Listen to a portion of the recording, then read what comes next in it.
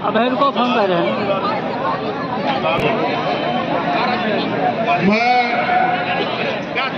सीतापुर की ऐतिहासिक धरती पे आप सभी का इतनी बड़ी संख्या में पहुंचने पर बहुत बहुत धन्यवाद देता हूं। सबसे पहले धन्यवाद देता हूं हमारी माओं का, बहनों का, बच्चियों का, जिनका प्यार आशीर्वाद मुझे हमेशा मिलता रहा। फिर धन्यवाद दूंगा अपने नौजवान साथियों का, छोटे भाइयों का और मेरे हम साथियों का। उन्होंने हमेशा समय समय पे मेरी बात के साथ खड़े होकर एक प्राइमरी स्कूल के हेडमास्टर के बेटे को इस उत्तर प्रदेश और देश में पहचान दिलाने का काम किया। ऐसे भीम आर्मी आजाद समाज पार्टी के सभी नौजवान साथियों का मैं धन्यवाद करता हूं। मैं धन्यवाद करता हूं मुझसे उम्र में बड़े हमारे सम्मानित बुजुर्गों का, बड़े भाइयों का, मीडिया के साथियों का भी, पुलिस के साथियों का भी मैं धन्यवाद करता हूं। और सबसे ज्यादा धन्यवाद करता हूं यहाँ की जो टीम है, जिन्होंने अपनी मेहनत का एक एक पैसा लगा के पिछले लंबे समय से दिन रात देख करके गांव-गांव, गली-गली जाके लोगों के बीच में संघर्ष करके उनके सुख में खड़े होके आजाद समाज पार्टी को, भीम आर्मी को आज एक ताकत बनाने का काम यहां पर किया।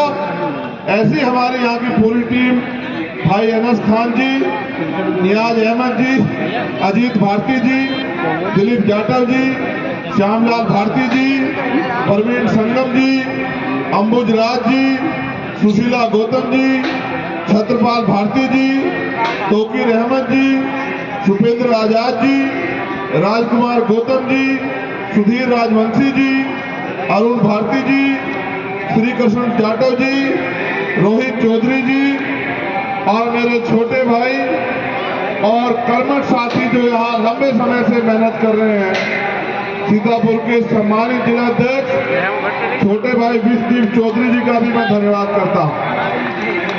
मैं धन्यवाद करता हूँ हमारे उत्तर प्रदेश के भीम आर्मी के सबसे बड़े नेता और मेरे छोटे भाई कुलदीप भार्गव जी का मैं धन्यवाद करता हूँ। अनिकेत धानुक जी का मैं धन्यवाद करता हूँ। हमारे बड़े नेता सौरभ किशोर जी का, विजय जी का और तमाम साथी जो यहाँ पहुंचे। अब मैं आप सबसे आग्रह करूंगा कि आप जितना स्थान बढ़ जाए तो मैं अपनी बात सभी साथियों को मजबूत नेता और मेरे छोटे भाई राकेश जी का भी जो जिला अध्यक्ष है उनका भी बहुत बहुत धन्यवाद करता हूँ। सम्मानित साथियों, अपनी बात को शुरू करने से पहले समय समय पे भारत की धरती पे जन्मे सभी संतों, गुरुओं, महापुरुषों को नमन करता हूँ। उन महापुरुषों को इसलिए नमन करता हूँ क्योंकि अगर वो महापुरुष हमारे लिए न जीते, हमारे लिए संघर्ष ना करते, अपनी सुख सुविधा को न्याय त्यागते, अपने जीवन में अपने अंतिम क्षणों तक हमें हमारे पैरों पे खड़ा करने के लिए, स्वाभिमान सम्मान का जीवन देने के लिए अथक प्रयास न करते, तो आज इस देश के कमजोर वर्गों के पास, न्याय पसंद समाज के पास, दलित, पिछड़े, आदिवासी, मुसलमान, जैन, सिख, बौद्ध, ईसाई, पारसी और वो तमाम लोग जो गरीब हैं, उनके पास वो सुख सुविधा और सम्मान नहीं आता जो भारतीय संविधान ने हमें दिया। इसलिए मैं उन सभी महापुरुषों को नमन करता हूँ। महामानव तथागत बुद्ध से लेके संत शिरोमणि सतगुरु रविदास जी महाराज, भगवान वाल्मीकि महाराज, गुरु नानक देव, संत कबीर, गुरु घासीदास जी महाराज, संत गाडगे जी महाराज, नारायणा गुरु, राष्ट्रपिता ज्योतिबा फूले, छत्रपति साहू जी महाराज, डॉक्टर बाबा साहब अम्बेडकर, महामना रामसु वर्मा, पेरियार लल्ले यादव, ईवी पेरियार रामानायकर स्वामी, संत राम बी प्रजापति, बाबू जगदेव प्रसाद कुशवाहा, जननायक कपूरी ठाकुर, मान्यवर दीना मानव वाल्मीकि साहब, मान्यवर काशीराम साहब और वो महापुरुष, चाहे आजादी की लड़ाई में उनका योगदान रहा हो, माँ उदयदेव पासी हो या माँ छलकाई बारी कोरी हो या माँ अवंतिका बाई लोधी हो, उन तमाम महापुरुषों को, वीरांगनाओं को भी मैं नमन करता हूँ। मेरे प्यारे भाइयों, आज देश उस हालात में खड़ा है जिस हालात में हम लोग आजादी से पहले थे, क्योंकि तब हम पे अपनी बात को रखने का अधिकार नहीं था। लेकिन अगर कोई अपनी बात को बगावत करके रखता था तो सरकार के जुल्म सितम का सामना उनको करना पड़ता था। आज भी हालात ऐसे ही हैं। आज भी उत्तर प्रदेश और केंद्र में जो भारतीय जनता पार्टी की सरकार है, वो हमारे लोगों का दमन करने पर तुली है, वो हमारे अधिकारों को कुचलने पर लगी है। उनका बस चले तो हमारा सांस लेने का अधिकार भी वो छीन ले। जिन अधिकारों की वजह से हम लोग पैरों पे खड़े हो रहे थे, चाहे वो आरक्षण का अधिकार हो, चाहे वो नौकरी का अधिकार हो, चाहे वो जमीनों का अधिकार हो, चाहे व्यापार करने का अधिकार हो, चाहे क्षमता के अवसर हो, चाहे अभिव्यक्ति की आजादी हो, आज उत्तर प्रदेश और देश में इनका कोई मूल्य नहीं है। चाहे पत्रकार हो, चाहे किसान हो, चाहे नौजवान हो, चाहे गरीब कमजोर हो, अगर कोई भी अपनी हक की बात करता है तो सरकार के लोग पहले उसको डराने धमकाने का काम करते हैं, फिर उनके ऊपर झूठे मुकदमे करते हैं, लाठियां चलाते हैं, और अगर तब भी उनकी कोई बात ना माने तो फिर वो गोली चला के उनकी हत्या कराने का प्रयास करते हैं। अब से 6 महीने पहले 28 अगस्त के दिन मेरे सीने पे और पीठ पे 4 गोलियां चलाई गई, लेकिन आपके प्यार आशीर्वाद और महापुरुषों के आशीर्वाद की वजह से वो गोलियां मेरा कुछ नहीं बिगाड़ पाई। वो गोलियां भी मेरे लिए फूल साबित हुए और वो गोलियां भी अपनी हिम्मत हार बैठी। शक्ति आपके प्यार की है, ये शक्ति आपके प्यार की है। मेरे प्यारे भाइयों बहनों, नौजवान साथियों, ये देश बुद्ध का देश है, ये देश रविदास जी का देश है, ये देश कबीरदास जी का देश है, और इस देश में समता, समानता, बंधुत्व, भाईचारे का आंदोलन अब से नहीं 2-2000 साल पहले से चल रहा था। मैं इतिहास का भी स्टूडेंट हूँ और मैं पढ़ता भी और जानता और वकील भी हूँ। मैं समझता हूँ कि जिस तरह के हालात हैं, लोगों के मन में निराशा और डर पैदा हो गया है। उनको लगता है कि संविधान खत्म हो जाएगा, उनके मन में डर है कि लोकतंत्र खत्म हो जाएगा, उनके मन में डर है कि गरीब गुलाम बन जाएगा। मैं आपको विश्वास के साथ कहना चाहता हूं, ये भारत है, इस भारत में चंद्रगुप्त मौर्य भी पैदा हुए हैं, इस भारत में सम्राट अशोक भी पैदा हुए हैं, इस भारत में डॉक्टर बाबा साहब अम्बेडकर भी पैदा हुए हैं, और इसी भारत में माननीय काशी राम साहब भी पैदा हुए हैं, और इसी भारत में हम सब लोग भी जन्मे हैं। हम अपने देश को, अपने देश की मिट्टी को, जैसे हम अंग्रेजों के खिलाफ लड़े थे, उसी तरह हम आज की तानाशाही सरकार के खिलाफ लड़के इस गुलामी की बेड़ियों को काटने का काम करेंगे। मेरी बात को आप याद रखना, क्योंकि सर्दी का मौसम है। अभी मैंने प्रयास किया कि आपको सर्दी ना लगे, लेकिन अब मेरी बुनियादी बात आप सुन लो, क्योंकि जब तक आप मुझे सुनोगे नहीं, मेरी बात के साथ खड़े नहीं होंगे, उस बात पे काम नहीं करोगे, तब तक उत्तर प्रदेश में हमारे जीवन में कोई तब्दीली होने वाली नहीं। आज हालात ये हैं, महंगाई कमर तोड़ रही है, नौजवान पढ़ा लिखा भाई बहन घर में बेबस आंसू बहा रहे हैं। कोई भर्ती आती है तो पेपर लीक हो जाते हैं, फिर भी अगर किसी तरह से भर्ती आगे बढ़ जाए तो आरक्षण में घोटाला होता है। आप उस सामने हमने देखा 69,000 शिक्षक भर्ती के हमारे भाई बहन, 20,000 पदों पे घोटाला हुआ। घोटाला करने वाले शिक्षा मंत्री को जेल भेजना चाहिए था, उसको जेल भेजने की बजाय उसका फूलों से स्वागत हुआ। और जिन भाइयों बहनों की नौकरी छीन ली गई, वो लखनऊ में इको गार्डन के सामने इस कड़ाकती ठंड में वो आमरण अनशन पे बैठे, उनकी जान पे बनाइए। लेकिन इस निकम्मी, निठल्ली और भ्रष्टाचारी सरकार को, तानाशाही सरकार को एक बार इन दलित पिछड़ों की सुध नहीं आती है।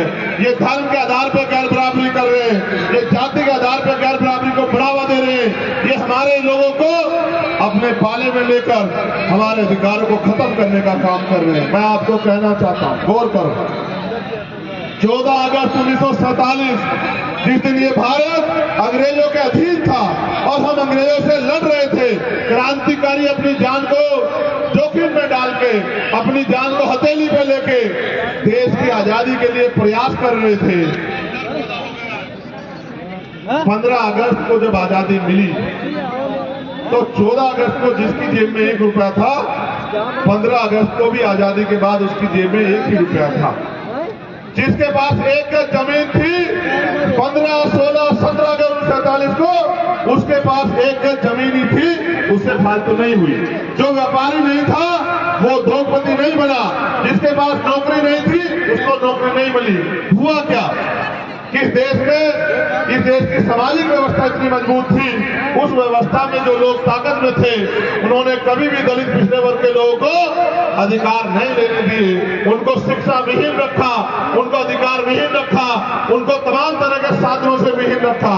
फिर आजादी आई, 26 जनवरी से 1950 को देश का संविधान लागू हुआ और उस संविधान ने कहा कि देश में रहने वाला हर एक व्यक्ति बराबर होगा, चाहे वो किसी जाति का हो, किसी धर्म का हो। सबको अपने धार्मिक स्थलों पे जाने की, पूजा अर्चना करने की, तरक्की करने की, आगे बढ़ने की, बुनियादी सुविधा लेने की आजादी होगी। और जो सरकारी सिस्टम बनेगा उस सरकारी सिस्टम में हर एक आदमी की हिस्सेदारी होगी, हर एक आदमी का उस पर जोर होगा। लेकिन आज क्या है? आज क्या है? इस दिन आजादी मिली, धन धरती राजपाट में बंटवारा नहीं हुआ। मेरे भाइयों, मेरी माँ बहनों, जो गरीब था वो गरीब रहा, जो अमीर था वो अमीर होता गया, गरीब गरीब होता गया और अमीर अमीर होता गया। थोड़ी बहुत जगह तब्दीली हुई, वो जो आरक्षण की व्यवस्था हुई सरकारी नौकरियों में, उसकी वजह से मेरे आपके घर के लोग सरकारी नौकरियों में पहुंचे। सरकारी नौकरियों में पहुंचे तो जेब में पैसे आए, जेब में पैसे आए तो पेट की भूख शांत हुई। जब कनस्तर में आटा आ गया तो उसने सोचा कि हम इस देश में मेहनत मजदूरी सबसे ज्यादा करते हैं, फिर भी हम इस देश में गरीब क्यों हैं। और निर्णय ये हुआ कि बाबा साहब अम्बेडकर की बात को अगर हम नहीं मानेंगे, बाबा साहब अम्बेडकर की बात के साथ हम नहीं खड़े होंगे तो ये गुलामी की बेटियां नहीं कर सकते। और बाबा साहब ने क्या कहा? बाबा साहब ने कहा, जिस दिन वोट का अधिकार उन्होंने हमें दिलाया, कहा कि आज मैंने रानी का पेट चीर दिया, आज के बाद राजा जो पैदा होगा वो मतदान पेटी से पैदा होगा, आज के बाद जो राजा पैदा होगा वो बैलेट बॉक्स से तैयार होगा। जब मैं अपनी बात को खत्म कर रहा हूं तो तब मुझे इस बात को आप याद दिलाना कि बाबा साहब ने क्या कहा। मैं आप सबसे बात इशारे में कह रहा हूं कि जब मैं अपनी बात को खत्म करने की तरफ हूं तब आप मुझसे कहना कि भैया मत पेटी से राजा पैदा होगा, इसमें भी अपनी बात पूरी करो। कहोगे नहीं कहोगे? इसलिए आपको याद दिला रहा हूं कि आपको याद रहा। काम की बात सुनो। लोकतंत्र आया, लोकतंत्र की बुनियाद ये थी कि जिन अधिकारों से हमें वंचित किया गया वो अधिकार हम तक पहुंचे। लोक लेखा समिति बनी प्रदेश में, केंद्र स्तर पे, फिर और बात आगे बढ़ी, पंचायत स्तर पे पंचायत राज लागू हुआ और निर्णय उसका परिणाम ये था, उसका उद्देश्य ये था कि जो गांव में रहता है, जो शहर में रहता है, जो गांव के उस छोर में रहता है, जो बस्ती के उस टूटी झोपड़ी में रहता है, उसको भी सुख सुविधाएं मिले। चाहे वो प्रधानमंत्री की बेटी हो या एक मजदूर किसान की बेटी हो, उसको भी स्वाभिमान सम्मान का जीवन मिले। जो गरीब है वो अगर उससे टैक्स लिया जा रहा है तो उसको सुविधा देने का काम सरकार का होना चाहिए। हम इस देश के लोकतंत्र को समझ नहीं पाए। हमारे महापुरुष कह के गए, बाबा साहब अम्बेडकर ने भी कहा कि राजनीतिक सत्ता वो चाबी है जो आपकी सारी परेशानियों का हल कर सकती है। Political power is the master की। और उन्होंने ये भी कहा कि राजनीति में हिस्सेदारी नहीं करोगे तो उसका सबसे बड़ा दंड ये होगा कि आयोग के लोग आपके ऊपर शासन करेंगे। आज देश में ऐसे लोग राज सत्ता में बैठे हैं जिनसे ना राज चलाना आता, ना घर चलाना आता, जिनको ये भी नहीं पता कि किस तरह हमारी माए बहनें अपने आंसू बहा बहा के भूखे पेट इस देश में अपना समय पर व्यतीत कर रहे हैं। किस तरह से एक गरीब आदमी जब अपनी बेटी की शादी करता है तो हजारों रुपए उधार लेता है, पूरी जिंदगी उस उधार को चुकाता रहता है। जब कोई आदमी अपने बच्चे को पढ़ाने का प्रयास करता है, अच्छी शिक्षा दिलाने का प्रयास करता है, तो उसको अपनी जमीन गिरवी रखनी पड़ती है, जमीन बेचनी पड़ती है या लोन लेना पड़ता है और पूरी जिंदगी वो लोन नहीं उतार पाता क्योंकि बेटे को रोजगार नहीं मिलता। आज ठंड का माहौल है, पानी पिला दो भाई। आज ठंड का माहौल है। इस ठंड के माहौल को सीतापुर में हम ठंडा नहीं रखेंगे। इस ठंड के माहौल को हम लोग गर्मी में बदलेंगे और गर्मी में तब बदला जाएगा जब घर्षण होगा। और घर्षण तब होगा जब आप मेरी बात पे दोनों हाथ उठा के विश्वास दिलाओगे कि हम आपकी बात के साथ खड़े हैं।